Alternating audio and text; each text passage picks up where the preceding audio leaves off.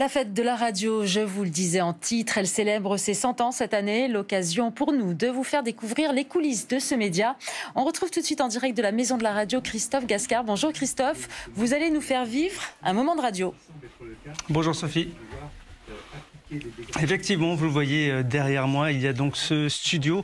Je vais vous laisser d'ailleurs l'image. Nous sommes au studio 421 et actuellement Solène Cresson est avec Jean-Michel Jarre. On va d'ailleurs la retrouver d'ici quelques secondes sur France Info, puisque on le sait depuis 5 ans. Désormais, c'est France Info Radio et France Info Télé sur le canal 27. Et il y a pendant cette journée d'anniversaire, parce que c'est les 100 ans de la radio, mais pas seulement, c'est également les 34 ans de France Info, puisque France Info a commencé à émettre, c'était le 1er juin 1987. Alors plusieurs invités, je vous le disais, Jean-Michel Jarre de 14h à 15h sur France Info, et puis il y a également d'autres invités à partir de 18h à 19h, c'est Hervé Letellier. Hervé Letellier, c'est le prix Goncourt, plus d'1 million d'exemplaires, et puis il y aura également Cécilia Berder, la championne du monde de sape, qui va participer aux Jeux Olympiques. Elle sera l'invitée de France Info Radio de 21h à 22h, et tous ces invités fil rouge, eh bien, ils racontent leur passion de la radio. Alors Jean-Michel Jarre, on la connaît, cette passion de la radio, c'est aussi lui qui depuis 5 ans a créé cette musique que l'on entend au générique à la fois de la radio mais aussi de la télé, et on suivra cela d'ici quelques secondes donc sur France Info, à la fois sur la radio bien évidemment, mais également sur le canal 27. C'est à vous Sophie. Et Christophe, j'avais donc encore une petite question. On imagine que cet anniversaire est très symbolique pour tous les gens qui vous entourent.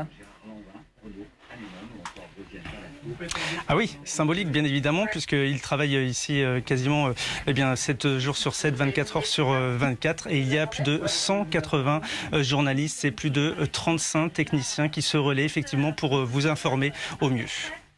Merci Christophe. Alors on reste à la Maison de la Radio qui célèbre, on le rappelle, ses 100 ans. On vous retrouve Solène Cresson. Bonjour Solène, on va passer un petit moment avec vous sur France Info Télé, et vous êtes en bonne compagnie, à vos côtés Jean-Michel Jarre. La radio à 100 ans, journée spéciale sur France Info. Et bonjour Sophie Le Saint de France Info Télé pour filmer avec nous quelques moments de cette journée particulière. Sophie Le Saint du canal 27. Oui, on est de là, France bien sûr. Info, vous êtes là. On est là, et donc je le disais à l'instant, Solène, vous êtes en bonne compagnie toute cette journée. Et là, en ce moment, tout près de vous, Jean-Michel Jarre, qui est un peu chez lui, en fait, à France Info. Bah oui, c'est ça, n'est-ce pas, Jean-Michel ? Absolument. Alors, j'en profite pour, effectivement, dans les studios de France Info Radio, d'accueillir France Info Télévision pour dire haut et fort que Video didn't kill the radio star.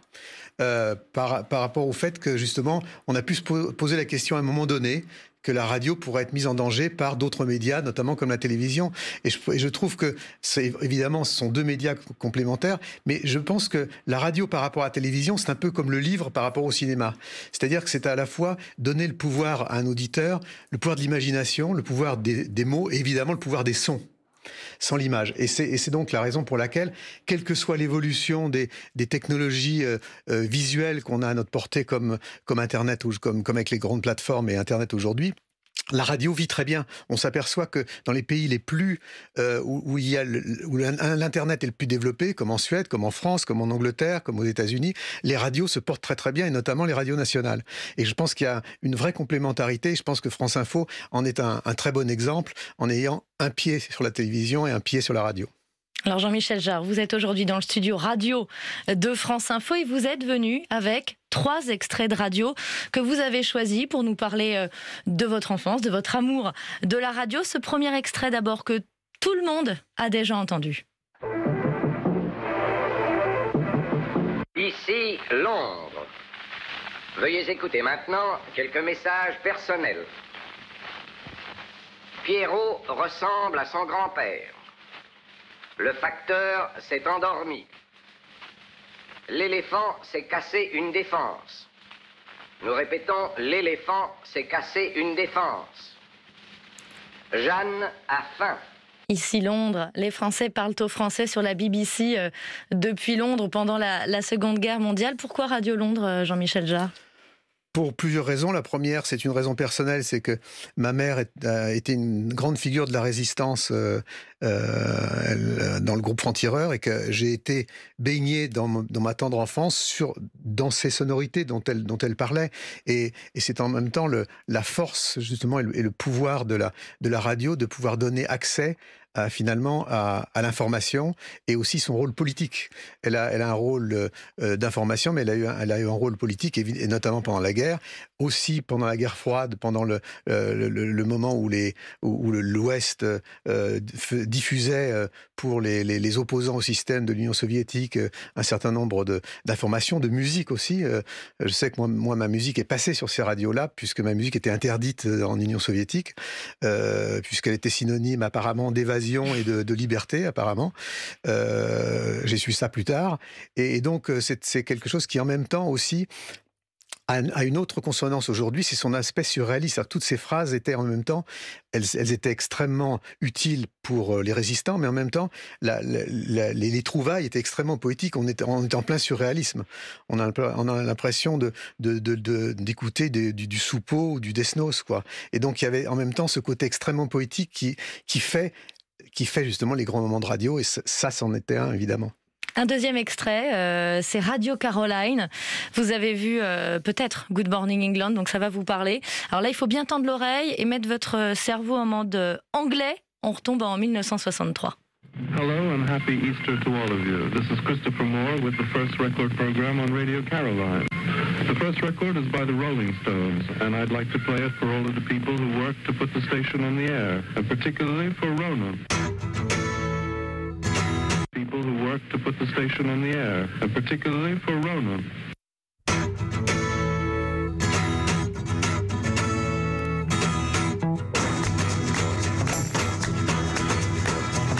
Là, c'est les Rolling Stones, lancés sur Radio Caroline. Alors, racontez-nous un peu l'histoire. Alors, ça, c'est en fait, moi, c'est vraiment un souvenir d'ado. C'était dans les premiers échanges qu'on faisait entre les lycées, où un de mes premiers séjours à Londres, c'était justement à cette époque, et où j'ai découvert. Justement, c'est là où j'ai découvert, c'est drôle qu'on entende les Stones, parce que j'ai découvert les Stones par Radio Caroline quand j'étais à Londres, dans le cadre d'échanges entre lycées. Et cette Radio Caroline, pour expliquer aux auditeurs qui ne savent pas ce que c'était en fait, les radios n'étaient pas autorisées, les radios libres, qui sont devenues libres et qui étaient des radios pirates, n'étaient pas autorisées, et ils émettaient depuis un bateau. Et donc, il y a aussi ce côté subversif de la radio, qui a toujours été synonyme d'innovation, et lié au progrès, et c'était effectivement toute la réaction pré-68 art, je dirais, de cette prise de pouvoir de la jeunesse par rapport à une musique qui n'était pas autorisée à être passée sur les radios officielles. On va écouter le dernier extrait, rapidement, que vous avez choisi, Jean-Michel Jarre. Radioscopie.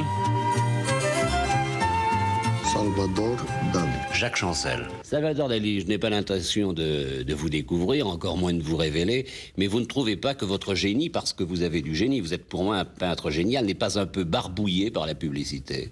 C'est le contraire. Si vous observez autour de moi, vous remarquerez que c'est la publicité qui est totalement barbouillée par moi. Alors là, on a un générique mythique, Radioscopie, une voix inoubliable, celle de Jacques Chancel, et un invité remarquable, Salvador Dali. Exactement. C'est-à-dire, quand j'ai choisi cet extrait, je pensais précisément à cet extrait de Radioscopie. Radioscopie, c'est à la fois l'intimité, le fait qu'il vous faisait oublier le micro, comme je le disais tout à l'heure, et puis en même temps, des moments extraordinaires comme celui-là, qui sont des moments qui sont purement radiophoniques, qu'on ne peut pas transposer à la télévision, par exemple, parce que justement, encore une fois, c'est le pouvoir du son et des mots qui vous fait courir l'imagination, si j'ose dire.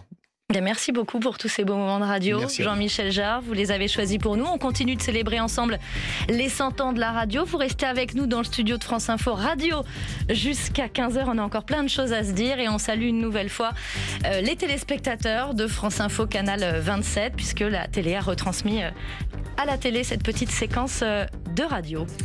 Merci Solène. Et on va retrouver Christophe Gascard. Christophe, dans quelques instants, nous allons vivre le flash que nos téléspectateurs suivent chaque jour sur notre antenne. Vous êtes tout près du journaliste qui va le faire ? Effectivement, vous le voyez juste là, Margot Karoff, elle est prête. Elle va donc vous donner les titres que vous pouvez retrouver chaque jour à 14h30 sur France Info et puis à différents moments de la journée. On va la laisser se concentrer, mais je voulais vous montrer quand même un petit peu le décor. Vous voyez ce studio télé qui est à la base un studio radio. Ici, il y a également un prompteur que vous voyez juste là et puis les techniciens qui sont également derrière. On va donc sortir doucement pour laisser Margot Karoff vous présenter les titres et puis l'occasion aussi de vous dire qu'ici il y a tout de même 180 journalistes qui donc travaillent en permanence 6 jours sur 7 avec plus de 35 techniciens pour vous informer au mieux toute la journée sur France Info, à la fois la radio mais aussi sur le canal 27. Voilà, c'est au tour maintenant de l'info avec Margot Karoff. Après l'agression raciste d'un livreur à vélo à Cergy ce week-end, l'auteur présumé a été interpellé et placé en garde à vue aujourd'hui. L'homme a été arrêté par la BAC ce midi dans le 10e arrondissement de Paris. La scène avait été filmée par une riveraine. Une note diffusée dans tous les commissariats de France aujourd'hui pour mieux lutter contre les violences conjugales. Il est demandé aux policiers d'améliorer la prise en charge des victimes et d'être plus réactifs dans les enquêtes. Cela fait suite à 2 missions d'inspection ordonnées par le gouvernement pour déceler d'éventuelles failles suite aux féminicides d'Ayange et de Mérignac. Éric Piolle, interrogé par la brigade financière de Valence depuis ce matin, le maire de Grenoble est en garde à vue dans le cadre d'une enquête préliminaire pour des soupçons de favoritisme. Elle porte sur l'attribution des marchés publics pour la fête des Tuiles en 2015 et en 2016, des contrats qui représentent 123 et 128 000 euros. 7 opposants à un projet d'enfouissement nucléaire à Bure dans la Meuse jugés depuis ce matin au tribunal correctionnel. Ils comparaissent pour association de malfaiteurs, détention de produits incendiaires et violence. Ces antinucléaires encourent jusqu'à 10 ans de prison pour des faits qui remontent à 2017. Une nouvelle étape vers la fin de l'état d'urgence sanitaire. La loi qui encadre les mesures de déconfinement, avec notamment l'instauration d'un pass sanitaire pour les grands événements, a été publiée ce matin au journal officiel. Hier, le Conseil constitutionnel a approuvé l'ensemble du texte. Des lettres de l'alphabet grec pour désigner les variants. C'est la nouvelle terminologie utilisée par l'OMS. Le variant anglais est rebaptisé Alpha, le sud-africain Beta et les 2 variants indiens deviennent Delta et Kappa. Pour l'Organisation mondiale de la santé, il s'agit d'éviter les appellations stigmatisantes et discriminatoires. Après 13 jours d'incendie, les flammes ont enfin été maîtrisées sur le navire échoué au large du Sri Lanka. Ces derniers jours, le porte-conteneur a déversé plusieurs tonnes de petites billes en plastique destinées à l'emballage venu polluer les plages et l'océan. France Info.